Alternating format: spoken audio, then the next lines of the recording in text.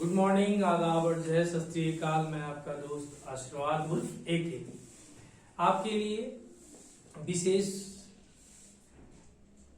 सामग्री लाई गई है जो कि इंग्लिश में जिसमें रैपिडेक्स की यह क्लास आपके लिए करवाई जाएगी, जिसके बारे में हमने प्रॉमिस किया था। आज उसकी यह पहली कक्षा है जिसमें आपको अभिवादन के बारे में बताया जाएगा कि अपने से बड़ों, अपने से जो छोटे हैं उनके साथ आप किस तरह से अभिवादन करते हैं। यह इन्फिनिटी वन की तरफ से आपके लिए लाई गई यह क्लासेज है जो बिल्कुल मुफ्त होगी। आप कहीं भी चलते चलते इस वीडियो को देख सकते हैं, जिससे आप अपने से बड़ों या छोटों के साथ इंग्लिश में अभिवादन जो कि है बोलचाल की भाषा में आप कर सकते हैं। जिसमें अगर हम बात करते हैं, ध्यान दीजिएगा, यह रैपिडेक्स इंग्लिश स्पीकिंग कोर्स बोलचाल में अभिवादन में वाक्य जैसे कि आप देखिएगा, अपनों से बड़ों, रिश्तेदार व पद में ऊंचे अधिकारियों के साथ उषा काल मतलब सुबह में मॉर्निंग जो होता है, उषा काल से लेकर के दोपहर 12 बजे तक यानी मॉर्निंग टू नून तक यह किस तरह से हम किसके साथ बातचीत करते हैं, किस तरह से करते हैं। ध्यान दीजिएगा, नमस्ते दादाजी, गुड मॉर्निंग ग्रैंडपा, इस तरह से करके हम उनको संबोधित करते हैं। अगर फिर मान लीजिए नमस्ते पिताजी, अगर आप अपने पिताजी को भी सुबह सुबह बेड से उठते हैं, निकलते हैं तो कहते हैं गुड मॉर्निंग डैड। इसी तरह से अगर कोई मान लीजिए आपके टीचर, अगर पार्क में आप घूम रहे होंगे, अगर आपके टीचर मिल जाते हैं तो वहां पे आप कहिएगा गुड मॉर्निंग सर। इस तरह से करके आप उनको रिस्पेक्ट देते हैं। नमस्ते कह रहे हैं, नमस्ते हम ऐसे कहते हैं, यहाँ पे इस तरह से हम नमस्ते कह रहे हैं। आगे बढ़िएगा, दोपहर 12 बजे से शाम 5 बजे तक, दोपहर 12 भी बनता है, 12 को नून भी कहते हैं, गुड नून, इस तरह से। तो यहाँ से लेकर के शाम 5 बजे तक जिसमें हम कहते हैं नमस्ते दादाजी, दादी जी। यहाँ पे गुड आफ्टरनून ग्रैंड मदर, दादी माँ 12 बजे सोकर तो उठती नहीं, पहले उठ जाती है, मम्मियों से पहले उठ जाती है दादी माँ।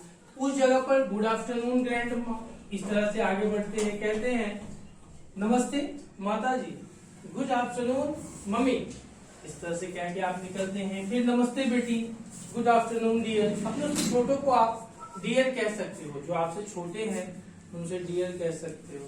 गांव में डियर कहोगे तो डियर कहने लगा, भाई क्या बात है, कुछ खास हो गया क्या दोनों में, ऐसा मत समझना। डियर इंग्लिश के यहाँ पे वर्ड है, ठीक है, जो फीलिंग को बताता है, ठीक है। छोटों को भी आप कर रहे हैं। आगे बढ़िएगा, उसके बाद साथ जैसे शाम 5 बजे के बाद, ध्यान दीजिएगा, इसको सही करेंगे जी। शाम 5 बजे के बाद जैसे कोई मिलता है या हम किसी को अलविदा भी कहते हैं, वहां पे गुड इवनिंग अंकल, या फर्स्ट मुलाकात या निकलते हैं चलते चलते कभी कहते हैं ऑफिस वगैरह में, जब ऑफिस 5 बजे 7-6 बजे खत्म होती है, कहते हैं वहां पे good evening uncle, good evening aunty, good evening dear या गुड इवनिंग फ्रेंड्स, कुछ भी कह के आप वहां पे चलते हैं, ठीक है जी।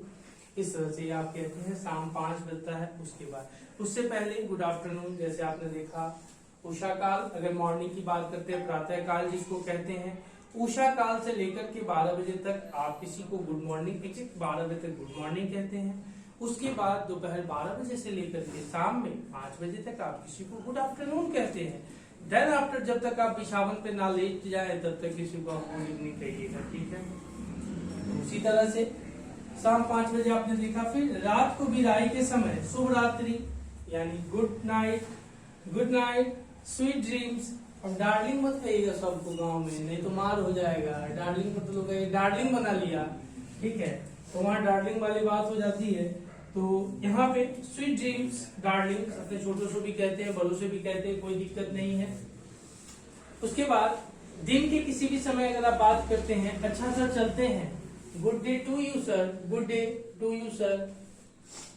जब किसी से अलविदा लेते हैं उस समय हम बोलते हैं good day to you sir, या कुछ भी, मैम हो तो good day to you ma'am, friends हो तो good day to you friends. कुछ भी आप दिन के समय या किसी भी समय जब किसी से विदाई लेते हैं तो उनको कह सकते हैं। आगे देखिएगा, ऐसे मिलते समय भी। फिर उसके बाद देखिएगा आगे, फिर देखिएगा भेंट का समय होता है, आपसे मिलकर बहुत खुशी हुई, प्लीज टू मीट यू। जब हम किसी से बात करते हैं वहां पे प्लीज टू मीट यू इस तरह से कह के निकलते हैं। जब कोई आपको बहुत अच्छा लगता है या अच्छी लगती हो तभी आप कह सकते हैं, ठीक है। लेकिन ज्यादातर में अच्छा लगे तो उसी समय अच्छा लगाइएगा। Please to meet you. फिर आगे बढ़ते हैं, जिसमें कहता है किसी भी समय इनफॉर्मल ग्रीटिंग, अपने मित्रों व बराबरी के साथ, जैसे कहीं आप कंपनी, कहीं ऑफिस, कहीं दफ्तर, कहीं स्कूल, कहीं कोचिंग, कहीं कुछ भी, जब आप जैसे अपने बराबरी के साथ चलते हैं वहां पे आप कर सकते हैं। जैसे कोई भी हो, हाय सिमी, मिमी, रिमी, जिमी, जो भी हो आप कर सकते हैं, नाम है कोई दिक्कत नहीं है, लेकिन हाय यह जरूरी है। हाय, ठीक है, यह जरूरी है। हाय अंकुर, इसी तरह से इसको भी कर सकते हैं। फिर हेलो अंकुर, हेलो अंकल, हेलो अंकल के लिए भी आप कर सकते हैं। आगे बढ़िएगा, हेलो हुस, किसी का नाम हो उसके लिए कर सकते हैं। यह सारी बात आपको बताता है कि किस तरह से आप किसी को संबोधन करते हैं, मतलब उनसे बात करने, अभिवादन करने का काम करते हैं, ठीक है। आगे बढ़ते हैं, नोट याद रखिएगा इसको। कहता है यदि संबंध बेतकल्लुफ, मतलब वह तकल्लुफी ना माने, तकलीफ ना हो उनको का हो, तो हेलो और हाय का प्रयोग अपनों से बड़ों के साथ भी किया जा सकता है। जैसे मेट्रोपॉलिटन वगैरह में हाय डैड, हाय मॉम ऐसे कह के भी काम निकाल लेते हैं। वैसे आप मूवी वगैरह में ज्यादा देखते होंगे, हाय डैड, हाय मॉम, देखते हैं ना, तो उस चीज को आप यहाँ ठोक दीजिए, कोई दिक्कत नहीं है। अब है विदाई के समय। अब विदाई भी तो लीजिएगा कि दिन भर पकड़ के रहिएगा, अभिवादन नहीं कीजिएगा, नहीं। तब उसको जब विदाई लीजिएगा तो कहता है विदाई के समय अच्छा चलते हैं बच्चों, गुड बाय चिल्ड्रेन, या चलते हैं दोस्तों, गुड बाय फ्रेंड्स, चलते हैं बहना, गुड बाय सिस्टर, कुछ भी कह सकते हो, कोई दिक्कत ना है भाई। या बाय बाय, जब देखते हैं बच्चे कहते bye bye bye bye bye bye bye bye bye bye कर रहता है, सब बाय बाय बाय बाय कर रहता है, bye bye bye bye bye कर, गोड़ छू प्रणाम कर, दंडवत हो, बाय बाय बाय बाय कर रहता है। पढ़ा लिखा लड़का से ज्यादा पाय पाय करता है, ध्यान दीजिएगा उस तरह से।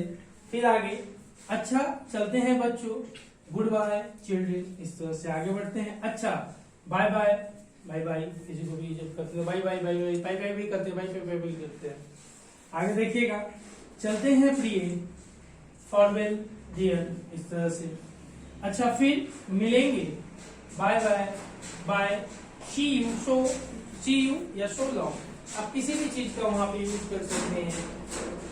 तो जिस तरह से हम देखते हैं, इसमें कुछ और एक दो पॉइंट है, उसको आप देख लीजिएगा, जिसमें कहता है कि ग्रैंडफादर को ग्रैंडपा भी बोलते हैं, फादर को डैडी भी बोलते हैं, ग्रैंडमदर को ग्रैंडमा भी बोलते हैं, मदर को मम्मी भी बोलते हैं, चाचा ताया, मामा, मौसा, फूफा, इन सभी के लिए अंकल का यूज करते हैं, इन सभी के लिए अंकल का यूज करते हैं। चाची, ताई, मामी, मौसी, बुआ, सभी को आंट कह देते हैं, आंटी कह देते हैं और आंटी कह देते हैं, कहा जाता है इंग्लिश शब्दों में। वहां तो रिश्ता झलकता ही नहीं है। अब फुआ को भी आंटी कहेगा तो कहेगा देखिए गड़बड़ रिलेशन है भाई, आंटी है।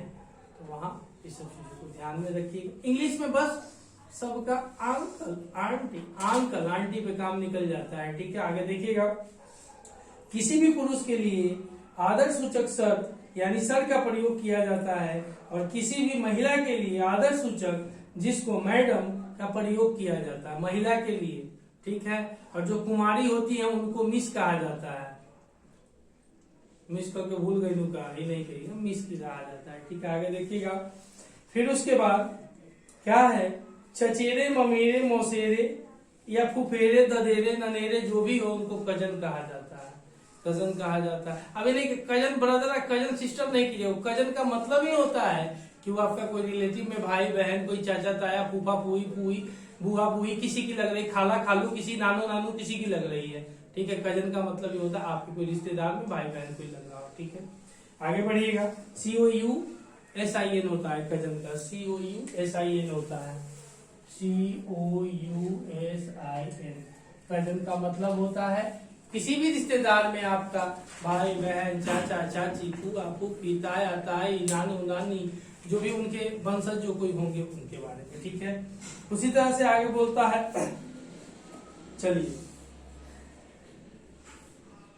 या ऐसे भी कह सकते हैं आप, कजन ब्रदर कजन सिस्टर भी कह सकते हैं, ताकि कजन कहने से तो पता चला कि रिलेशन में है, लेकिन भाई है कि बहन है कैसे पता चलेगा, जेंडर तो डिफाइन नहीं ना हुआ कजन में, तो वहां पे आप कजन ब्रदर कजन सिस्टर भी कह सकते हैं, वहां कोई दिक्कत नहीं है। या कजन भी कह करके भी, जैसे अब आपके साथ कोई लड़का जा रहा हो,